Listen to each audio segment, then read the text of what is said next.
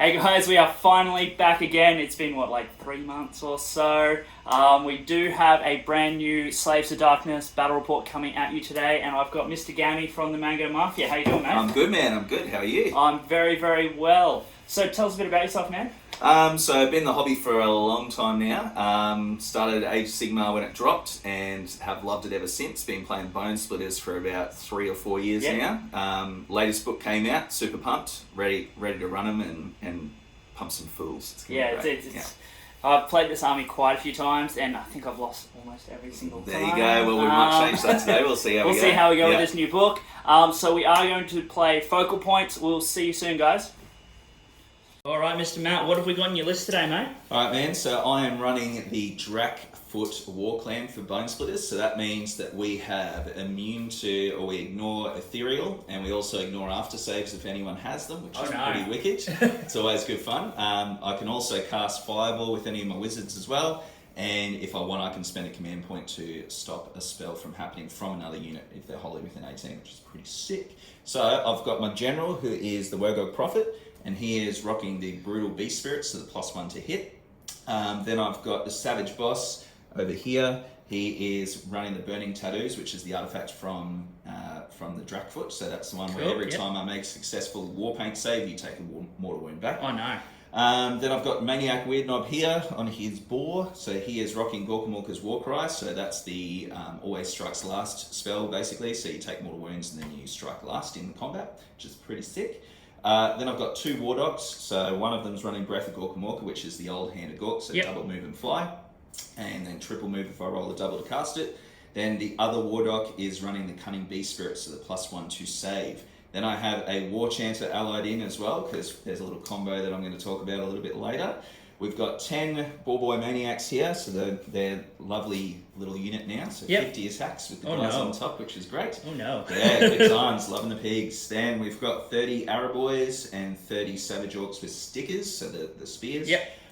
Then I've got a Iron Jaws Rogue Idol at the back there. That's how I kind of sell it. Realm of Shimon, exactly. Realm Metal, it makes sense. It's so we've got a Rogue Idol there. So that's the little combo there where I can get him to +1 damage with the War Chanter, and also all the spells work on him because he has the Bonesplitterz keyword. He's also Drakkfoot, so he gets all of the bonuses. Oh no, as well. I'm in danger. I'm in serious danger.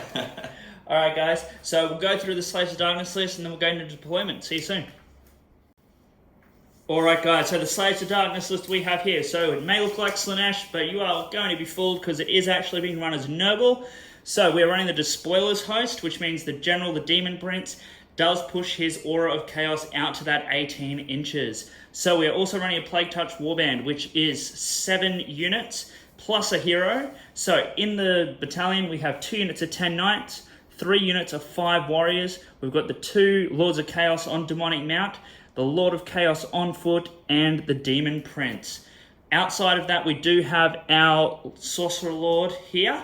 On our artifacts and command traits, this guy here has the command trait which is -1 to hit with weapons, missile weapons, and his artifact allows him to take -1 to hit wound off missile weapons when he's within 3 inches of another unit. On top of that, we do have the artifact which -1 rend off attacks, which is going on the Sorcerer Lord. Alright guys, we'll get into deployment and we'll see you soon. Alright guys, so set up for this match. Gammie, why'd you set up what you did? Alright, so I'm looking at, with this army, it's pretty balanced in the sense of units. So I've got a shooting unit, got some heavy combat units, got the big hammer with the Rogue Idol. So what I tend to do is throw the Rogal as a bit of a meat in the middle. And then I've got one flank with Araboys and the Maniak Weirdnob there, so he can give his buff off. And then I've got one side kind of buffed up with a lot of the 30 sticker boys, and then also the pigs as well. The intention there is to kind of hold my own and kind of counter deploy. So the deployment didn't really look at what you were doing, just thinking about my game plan. And so I've got a pretty heavily weighted side for combat, and then one side for shooting, but it's got the Rogal for support there as well. So it's kind of with the Bonesplitters as well. I didn't mention in the list building aspect, but you've got their hunting rule, which is basically the trackers. They get to move half the units in the army before the game starts, 5 inches. So we had the Wurrgog push up along with those combat units as well, and the 2 support Wardokk. So kind of putting a little bit of pressure on. I like to do it because it makes people kind of consider taking first turn, even if they outdrop me, and try and push for that double. But yeah, it's a interesting game because we've got 5 objectives to think about, so it's kind of flood the objectives with as many bodies as possible. And I don't have a command point in the army, so if I cop a hit in the first turn, it's pretty rough. So yeah. All right. So with the slaves, kind of the same thing. Wasn't really looking at what Gammie was doing. Split the army in 2. That's why I've got the 2 big units of knights and the 2 demonic lords on mount. So that way it has that ability to move around really quickly and kind of be independent of one another. So we've got a lot more support heroes on this closest flank to us, with that Lord of Chaos on foot and the Sorcerer Lord. So that can be more of a hammer unit in that first turn. Each of these knight units also has 30 wounds, so they're really tanky units that are really quick. So going to deploy to kind of just go through and see how we go. Those big knight units are the core of this army though, so if they do fall away, we are in a lot of trouble. Alright guys, so the Slaves to Darkness did outdrop. They are going to go first because they want to go first in this army anyway. They are that kind of Alpha Strike list. So we're going to go with turn 1 of the Slaves to Darkness. See you soon, guys.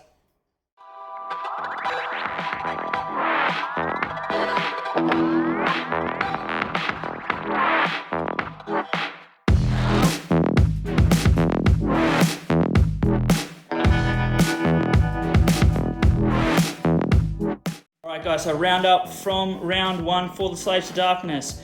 We had the Knights go into that Rogue Idol, take off 10 wounds, so it is fairly damaged, but it's probably going to heal up a fair bit in this turn 1 for these Bonesplitters. Had half of the Knights actually die in this turn 1 as well. Kept these 2 objectives at the back, pinned that middle objective as well with the Chaos Warriors, so the Slaves to Darkness will score 5 points this turn. Ended up taking off the Pigs with the command ability from the Demon Prince. So it's 19 mortal wounds just from them attacking. Coming into Bonesplitterz turn 1, it's going to be interesting because these guys here are not -1 to hit and shooting, so these Arab boys are going to have a fun time. Alright guys.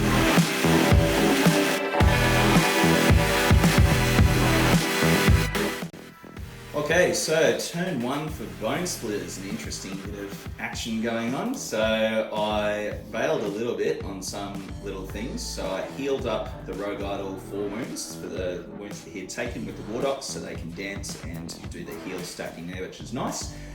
He also got +1 to save from Cunning Beast Spirits, and he also got a +1 to hit on the Arab boys and on the Rogue Idol from a double cast, because it's better to be lucky than good. So then the Arab boys killed a guy with the shooting. The spearmen bailed out of combat, so they're sitting on that objective, just kind of making way to bodies. And then the Rogue Idol did what he does best and killed all of the knights. 15 wounds just from the stomps. Just from the stomps. So it's an interesting turn of events because, as Hayden said at the start of the game, his knights are his babies. So I want to slaughter his babies now and see what the priority is. Priority is pretty much going to dictate whether it is game over or not. Alright, let's go for priority. Let's see what it is. For turn 2, here we go. Yep. That is a 4, that is and a 4. Luckily nice. With slaves, we're going to get another turn. Yeah.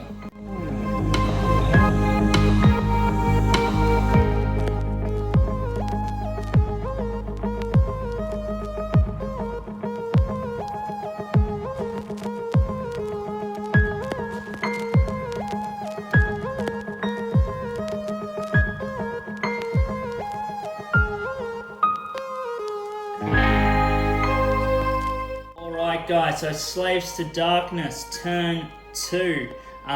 Bit of carnage and a little bit of wussiness from these Slaves to Darkness. Classic noble tactics though.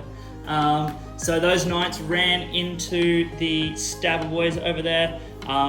13 mortal wounds back on them from them attacking. Ended up taking off a fair few, but then Gammie had a lovely CP waiting there to keep them alive. Over here, kind of retreated back onto that objective there. Demon Prince is hiding behind the piece of what is now line of sight blocking terrain. And everyone bar the Lord of Chaos on foot and the Lord of Chaos on demonic mount is -1 to hit in shooting. He himself is -2 to hit in shooting and -1 to wound, but he can't be seen by those sneaky little arrow boys anyway.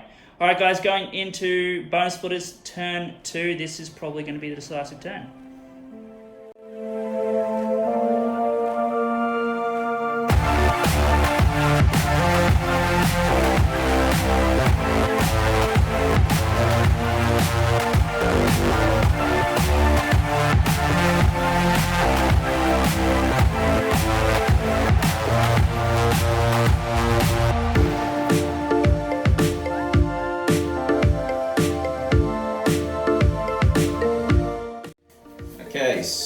Okay, so Bonesplitterz turn 2.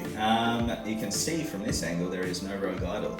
But, surprise, he flew all the way at the back there with Breath of Gorkamorka. In danger. Yeah, a lot of fun. So, this turn, basically Rogue Idol went up the back to try and tag that objective, but with some dodgy dice rolling didn't manage to clear that objective, so he's going to stay up there. The Chaos Knights that were over on that far objective, I managed to clear off with the Warboss and Spearman, but lost 5 dudes in the process from the mortar wounds from the command ability. Also, the Arrow Boys decided to press on to the objective, play the objective game, so they've capped that middle one along with the 2 Wardokks. And basically, yeah, another interesting game turn for the priority dice roll. Yeah, it's currently 10 points to 6. Yeah. So yeah. Bonesplitterz are in a really good position right now. But it will be interesting to see what the priority roll where we go from here. Yep. Priority for the turn, here we go. Fours and fours again. It's a good time. Slash of Darkness can take it.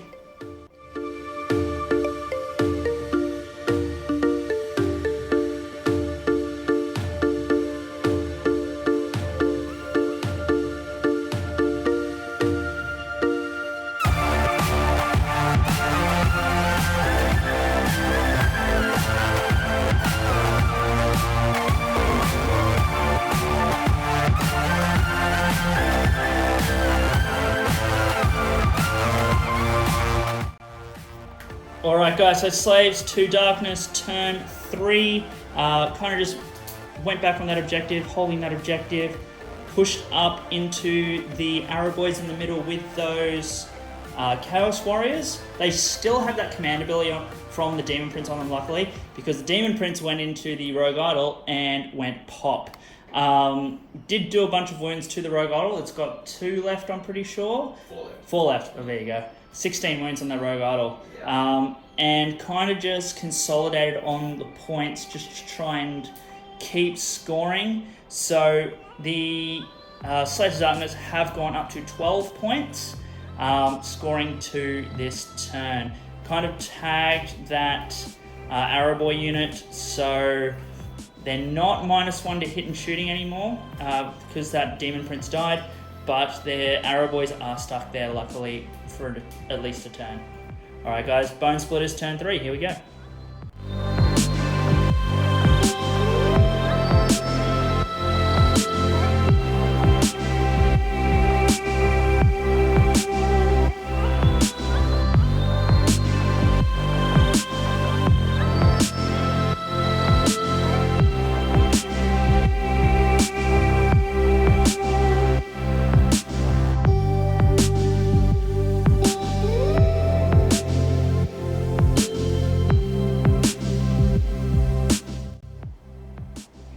So we have turn 3 of Bonesplitterz and a change of angle as well.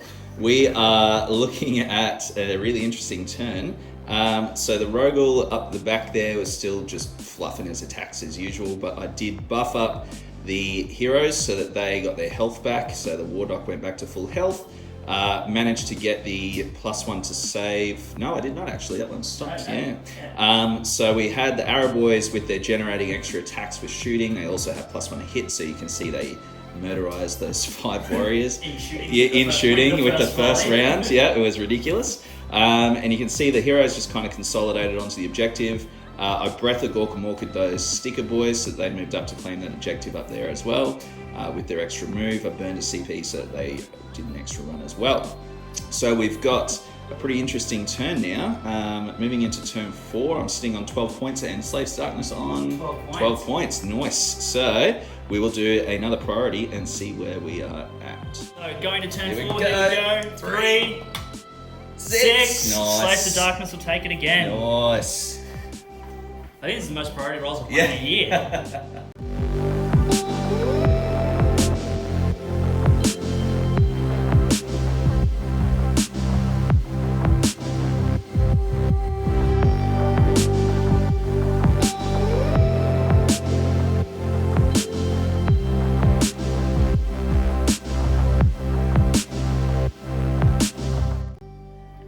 Alright guys, so Slaves to Darkness turn 4 was sort of eventful, not sort of eventful. As you can see, no giant Shamoni Rogue Idol anymore.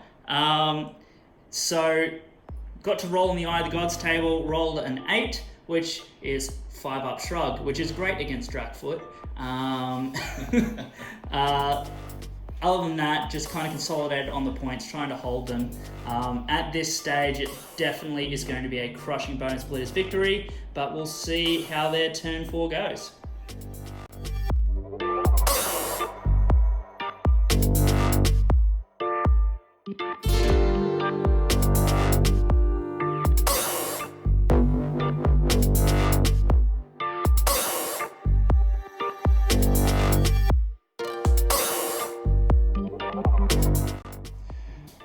Okay, so turn 4, an eventful turn for the Bonesplitters. So we buffed up a few dudes. The arrow boys managed to get the extra attacks on their arrows. I didn't bother rolling it because it would have been really upsetting to just hurt my hands to be able to do it. I had 4 command points to spend, so we command pointed the war boss run up there. He also then generated extra attacks onto the stabbers. They had +1 to hit, so then he also burnt a CP, so they were rerolling 1s to hit as well. It was 3s rerolling 1s with 26 attacks, and we managed to pin cushion that lord at the back. And basically we called it there, mainly because we had 1 turn left and it seems like the horde would have just kept ravaging. So awesome game, and we'll do the wrap up shortly. Alright guys, so end of the game, ended up 18-14. Yep. What do you think, how you went? Yeah, good. It was the knights going in that first turn was pretty terrifying. I think we were talking about the idea of glaives versus ensorcelled weapons, and there's still that argument of what works better. Yeah. But yeah, it was pretty crazy with that mortal wound output that you get for attacking them. Yeah. Watching 9 maniacs disappear off the board because they attacked was pretty terrifying. But I think the Rogue Idol, with all of the heroes nearby and all the extra damage, and basically I can rely on him to tank some stuff, which he did. He managed to roll pretty well with his saves, and then with all the heroes nearby, I managed to get him up, and I think that kind of kept me in the game because he was able to fly up and he healed himself up after all the wounds that he took, and his movement 10 when he gets back to his full health. And so that's what, 20 inches and flying. Yep. It's so he's able to threaten up the back, which I think putting the threat there initially, it was a tough decision you had to make whether or not you pull back and play the objective game with a pretty low model count.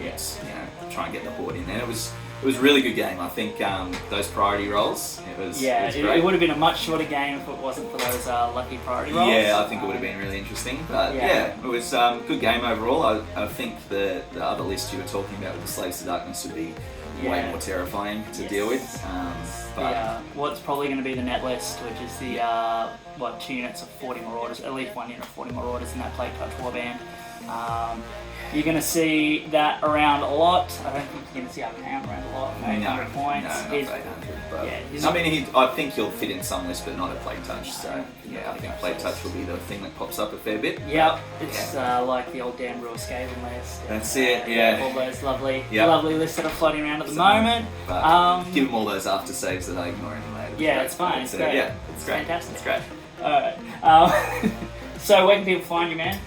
So I'm on Twitter, M_Gammie. It's nice and easy. Also on Facebook, all over, plenty of pages. So any Australian page I'm on. We got a Mango Mafia page, so throw a like their way. I've also done a Bonesplitterz rundown on some other channels as well if you want to check that out. But yeah, I'll be around at events this year. I'm super keen to get the Bonesplitterz on the table. I think they've got some moves that people probably won't expect, and should be good fun. Bonesplitterz were definitely the big winner out of that that big Warclans book. Yeah, it's very good.